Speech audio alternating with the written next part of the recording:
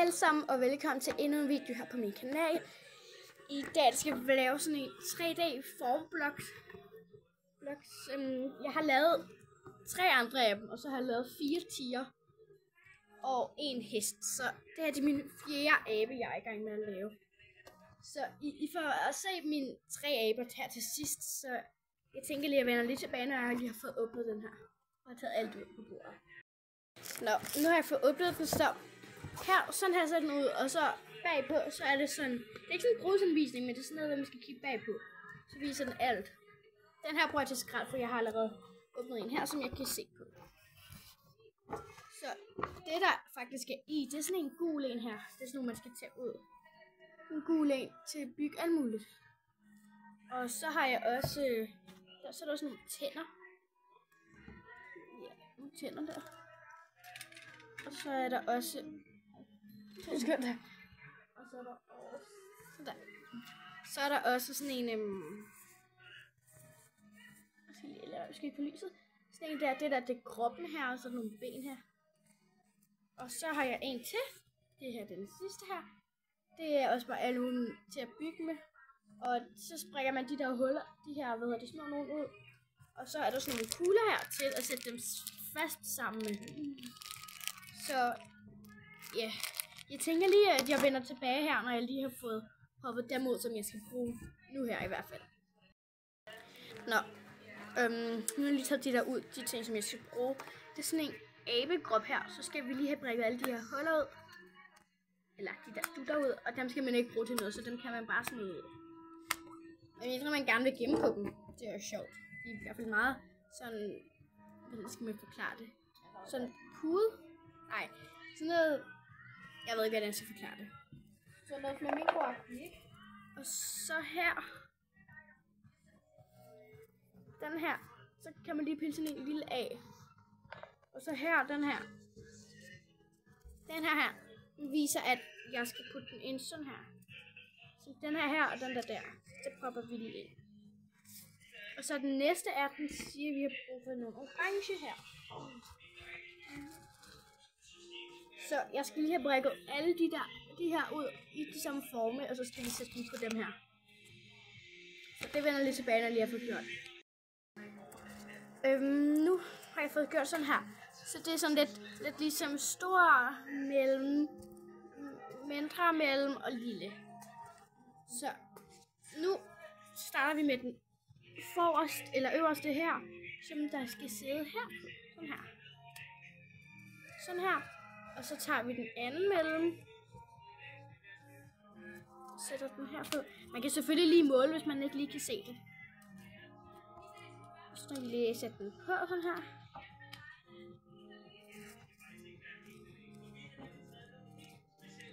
Sådan der.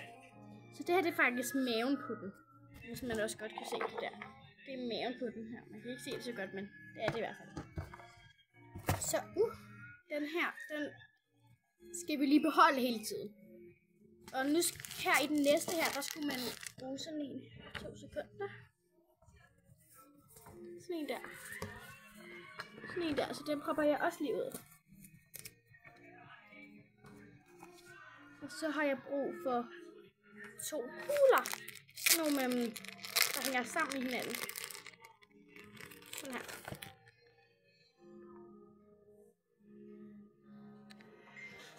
Og så den siger, at jeg skal proppe de her 2 huller ind i de her hul. Okay, jeg vender lige tilbage, når jeg har fået gjort det her. Det bliver lidt for meget lidt sådan. Det bliver lidt hårdt det her, så jeg vender lige tilbage om lidt. Nå, nu fik jeg altså også lige fået de der kugler ind, og så sætter jeg også lige den her på, som man skulle. Så nu efter det, så skal jeg bruge, den her ligger jo lige til siden lige hurtigt. Og så skal jeg bruge sådan en her. Okay, jeg skal lige se, jeg kan ikke lige se, hvordan det ser ud. Jo, sådan her. Den her, den får vi lige ud. Ud.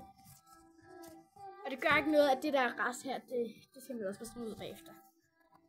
Så.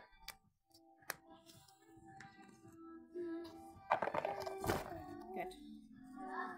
Den her, den skal vi skal også bruge sådan en kugle her. Og den putter vi så... Okay, Bella, må jeg lige låne en kniv? Ja. Eller, det er ikke en kniv, det er en saks. Nå, der er en saks, der ligger der.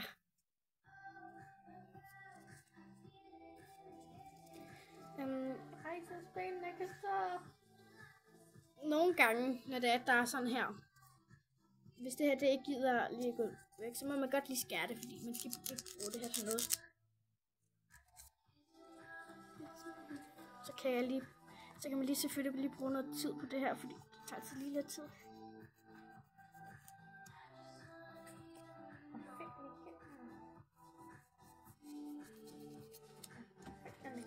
Okay, jeg kan gøre det bedst der, men jeg er heller ikke så god til det. Men så sætter man den ind i her. Så hvis vi nu gør kuglen her, det skal ind i her. Så skal den sidde godt fast. Og så skal vi sætte den på den her. Nu skal jeg lige se. Godt. Den her, den skal sidde sådan her. Sådan der.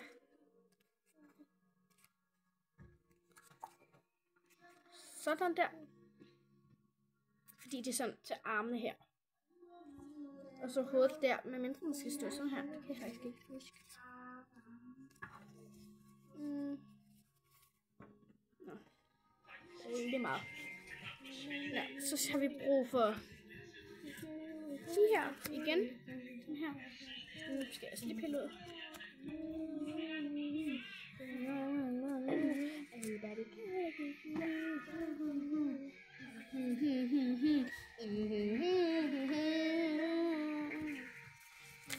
Nå, nu er det stor her mod 2 sekunder.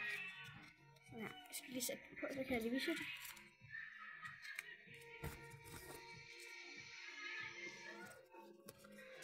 Og så sådan her. Jeg så ikke lige, at der også var sådan noget. Men så sådan her ser det ud nu. Det er den her vej med evne.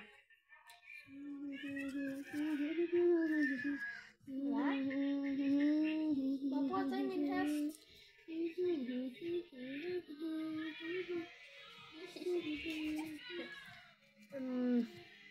Jeg skal lige se, hvordan.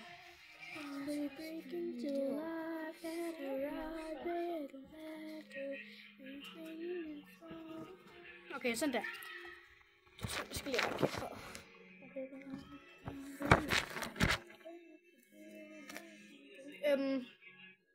Så nu har jeg sat den her på, så nu skal jeg... nu skal jeg allerede begynde ben. Okay, det er ikke... jo, det er de her. Dem her skal vi bruge bag lige om lidt, når vi skal sætte armene på. Så nu skal vi bruge de her. Jeg ved godt, det ser lidt sjovt ud, men det er en abefod.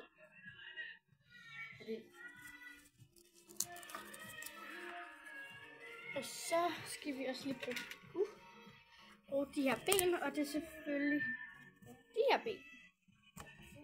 Så skal man tage begge ud af dem. Står der her. Så har man lige selvfølgelig de her ud. De der prikker. Og så må man bare lige smide dem ud selvfølgelig, hvis man ikke vil bruge dem til noget.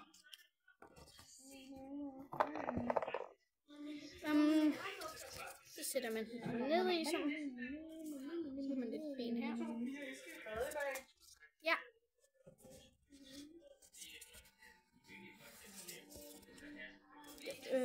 Så har jeg også brug for 2 kugler, hedder det. Og så dem putter man ind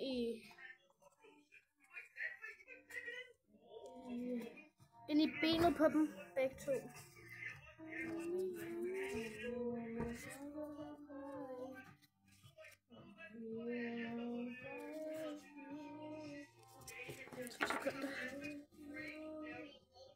Okay, jeg vender lige tilbage, når jeg lige har fået sat benene på. Det tager lige lidt tid.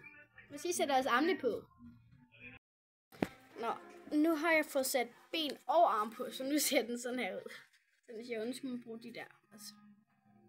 Så nu skal jeg til at lave hovedet faktisk. Allerede. Benene kan godt være sådan lidt skrøbelige og godt kunne bare lige pludselig falde af. Jeg skulle til at sige Ej, nu faldt det en ben for eksempel lige af.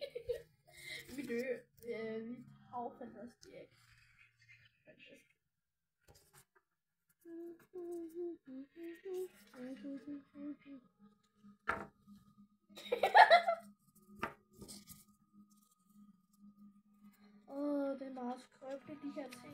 Okay, nu skal jeg lige få sat det på igen, det var lidt svært. Det er skumfiduser, det her. Den er også skumfiduser.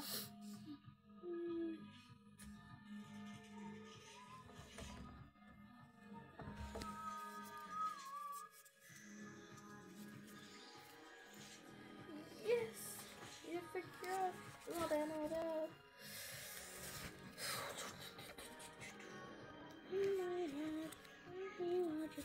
Sådan der. Nu skal jeg til at lave hovedet.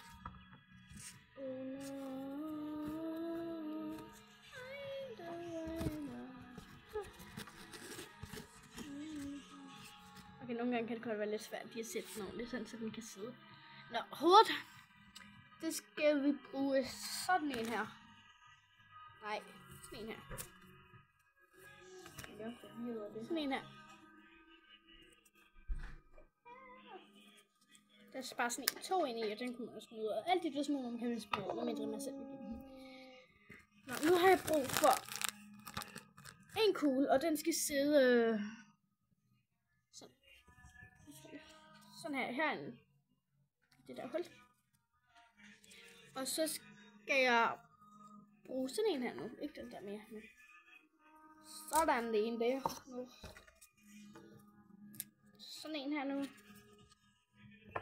Og så skal jeg bruge nogle sådan skal vi selvfølgelig have 2 af. Og så sætter man den sådan her. Sådan der. Og det gør jeg lige med begge ører.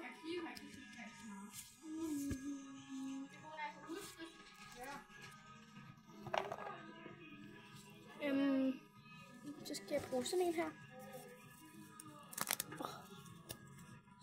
Sådan en her. Sådan en abehoved. Så skal man også nok smide ud af de der kugler. Okay, og sådan, Må jeg lave en mere? så skulle man sætte den ind her bagved sådan. Ja. Altså, har du en hest mere hjemme, Nico? Nej. Okay, jeg går bare ud og slår en hende på en. Kan du så også godt spørge, om han kan tage 2 heste med? Ja, Bella, du banker lige på døren, fordi han sover nok. 3!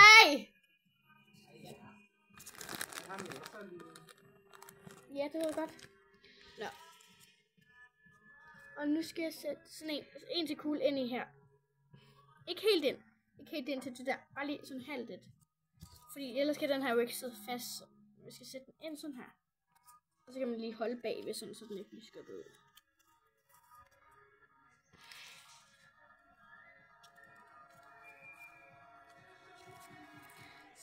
Sådan der. Og hovedet kan godt blive lidt skævt. Det kan man ikke gøre noget ved. Sådan her, så er det nu.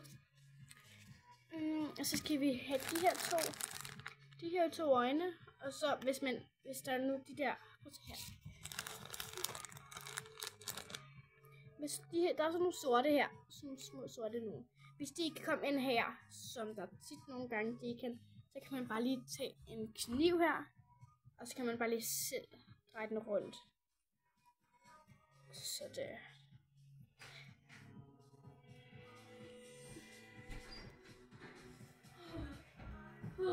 Fik du ikke nogen? Han kommer ind lige om lidt med det, han har. Noget, det, han har. Okay, så nu kan jeg putte den ind i. Det er så koldt.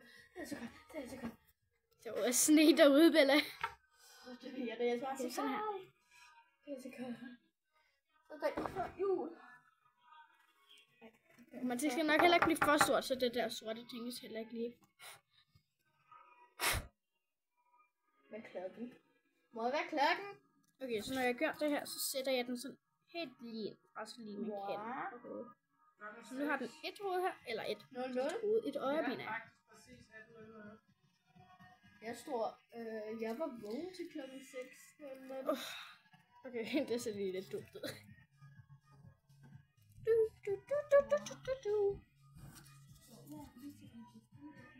Ja, to stykker eller sådan. Godt. Når jeg har gjort det, så tager man også sådan en rød kugle, hvor der også hænger sammen to. Så sætter man den ind her. Nu ser det sådan her ud. Og så skal jeg have noget gul noget. Jeg tager bare lige alt ud, men det er den her, vi skal bruge. 20 i 8, mor. Nummer 39. Nå. Så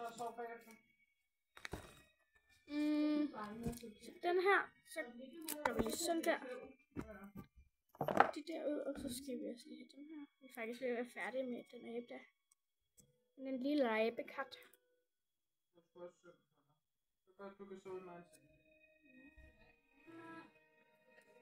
Og jeg tror altså, at hun sover på sofaen, fordi det gør han også. Hans også. Det gør Hans også. Ja.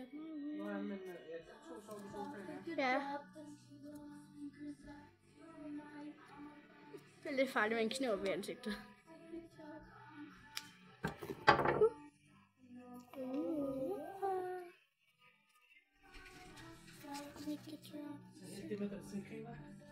Okay, så putter man de her 2 huller ind i her. Okay, det tager lidt tid.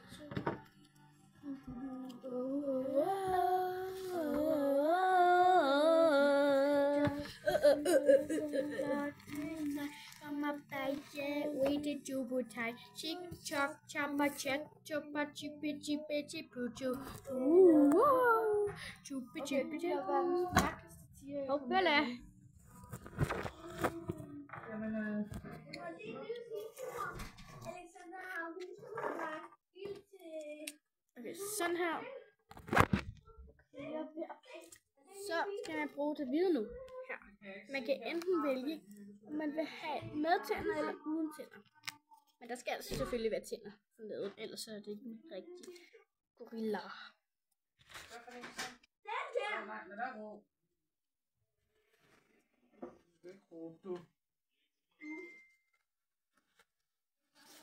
Nå, men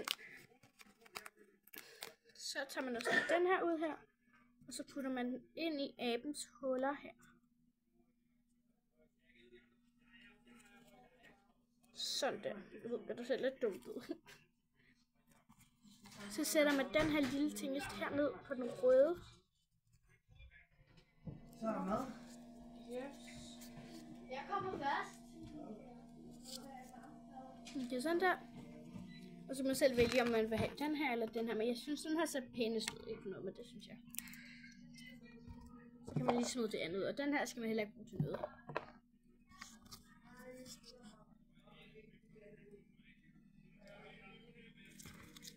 Okay, så det ser sådan her ud nu.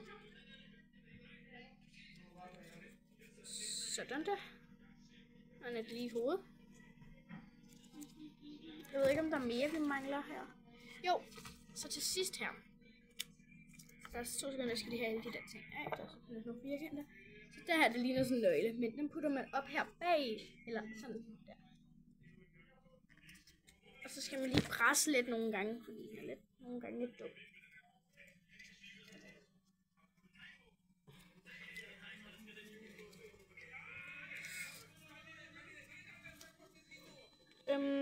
Det tager altså lige lidt tid at presse den ned, fordi den er lidt hård. Sådan her, nu er den her presset ind, så nu er det nu, hvor man skal sætte den ordentligt på. Så sætter man den ind sådan her. Sådan bag ved hovedet her, det der hul der, så sætter man ind i den her. Og så er det vigtigt, at man lige skal have hagen ud over det her stykke, for ellers kan den ikke være der. Det tager altså lidt tid. Så har jeg faktisk lavet en abe her. Den sætter vi lige ned til de andre, og så får jeg selvfølgelig også lige noget. Se mor, jeg har fået lavet en til abe nu. Jeg skal lige tænde det her store lys. Sådan. Okay, nu har jeg 4 aber. Sæt dem.